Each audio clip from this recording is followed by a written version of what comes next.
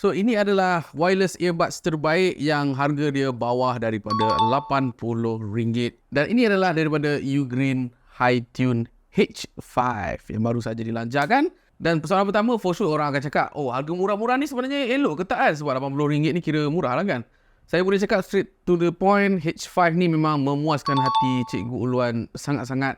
Tapi dia akan ada beberapa quirks yang saya akan ceritakan kemudian lah. So dia punya design macam design first gen AirPod. So dia bukan in-ear ke apa. Dan dia punya diameter speaker adalah 13.6mm, which is agak besar. So technically benda yang besar, dia akan translate into better audio production lah. Dan dia menggunakan Bluetooth 5.3. Dan dia ada juga IPX5 rating. So that kalau ada apa-apa sedikit basahan ataupun even peluh macam Cikgu Luan hari-hari pergi jogging, saya dah test out, tidak ada masalah. Dan untuk single cas penggunaan, dia boleh pergi sehingga 6 jam. Dan kalau campur dengan casing, dia boleh pergi up to 26 jam. Cikgu Luan dah gunakan dalam masa 2 minggu, tak cas lagi sampai sekarang. So by the means, korang boleh gunakan dalam keadaan yang okey lah. Maksudnya korang akan kurang cas juga. Dan macam mana Cikgu Luan guna? Biasanya Cikgu Luan akan gunakan benda ini lebih kurang 1 jam sehari je lah. So yeah, maybe too good sebab dia boleh survive 2 minggu tanpa cas. Dan dia ada 4 mic system dan dia ada juga low latency sehingga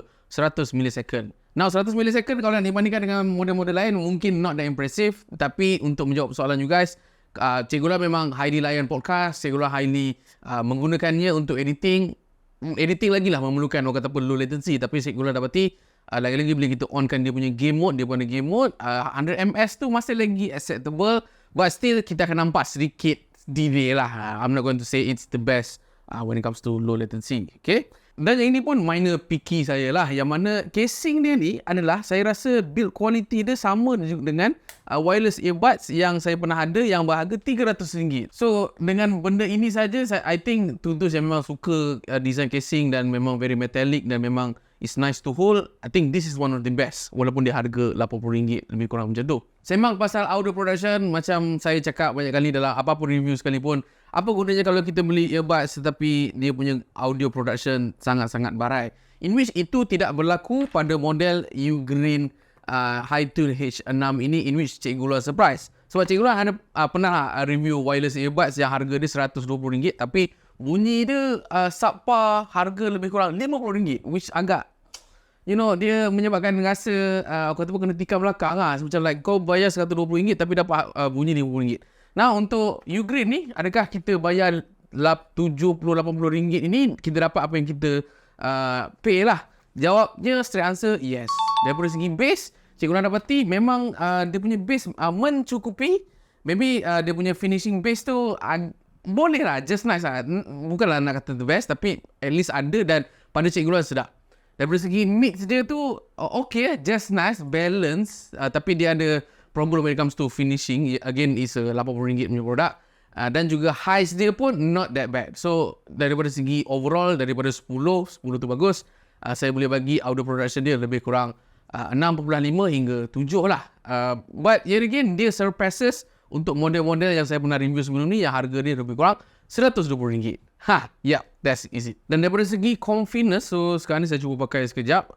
Again, design macam ini, saya dapati memang design ni adalah yang paling I would consider sebagai sangat selesa lah nak dibandingkan dengan in-ear. Tapi biasanya design macam ini, again, audio production dia sedikit kurang lah nak dibandingkan dengan yang jenis jorok dalam dia kan. Dan daripada segi touch control dia, salah satu benda yang brilliant yang Ugreen dah buat adalah you know, dia akan enable satu apa-apa feature pun dia at least kena tekan 2 kali bukan sekali. Maksudnya kalau macam like counter, let's say lah kan, pergi ke dapur and counter tekan kat sini sekali kan, dia takkan buat apa-apa until korang tertekan 2 kali ataupun korang hold lama-lama, barulah ada beberapa function yang korang boleh access, which for me agak genius jugalah sebab kita biasanya tertekan sekali. Macam model-model yang saya pernah review sebelum ni, memang kebanyakannya memang tekan sekali dia play contohnya. So yang ni tak berlaku lah. Cumanya cons dekat dalam touchscreen dia adalah dia tidak ada, let me double check sekejap. Dia tidak ada option untuk volume up ataupun volume down, right? So semua benda kita dah cerita, why not kita pergi kepada dia punya cons lah. Okay, cons dia number 1 adalah daripada segi volume. Ini adalah wireless earbud yang paling rendah volume dia. I'm not going to say it's terrible, tak teruk pun, tapi dia memang rasa lah nak dibandingkan dengan model-model wireless earbud yang saya pernah review sebelum ni. But dia counter balik dengan pros, iaitu audio production dia is like 120-130 punya wireless earbuds. I think it's a fair compromise, tapi saya faham those yang memang yang jenis kata apa, sangat suka volume yang sangat-sangat tinggi, you won't be liking this product lah. So yeah, it is what it is. Dan daripada segi voice calling pun, I think it's a subpar punya quality lah. Again, it's a RM80 after all, so tak perlu lah expect tinggi-tinggi voice calling korang akan jadi like super-duper jelas lah. So ini adalah quality mic daripada Ugreen Hi-Tune H5. Cik keluar dekat Tasik masa malam-malam pukul 7.45. Ada bunyi fan blower kat hilang ke mana tak ingat.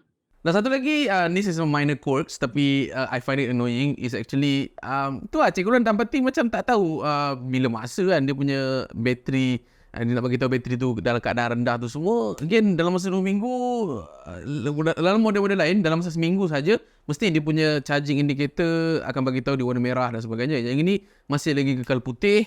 Tapi bila saya double check balik dalam dia punya user manual, dia kata kalau ada red indicator blink for 3 second, okay, bermaksud charging case korang berada dalam keadaan 20%. Secara teorinya, saya punya casing ni selama 2 minggu tak pernah go with 20% lagi, which is another plus lah for you guys. So yeah, thank you Ugreen kerana sponsor Cikgu Luan this particular awesome product. It's an awesome RM80 punya produk. So kalau you guys nak beli produk ini, korang boleh tengok dekat dalam link pembelian di dalam ruangan description dekat Cikgu Luan.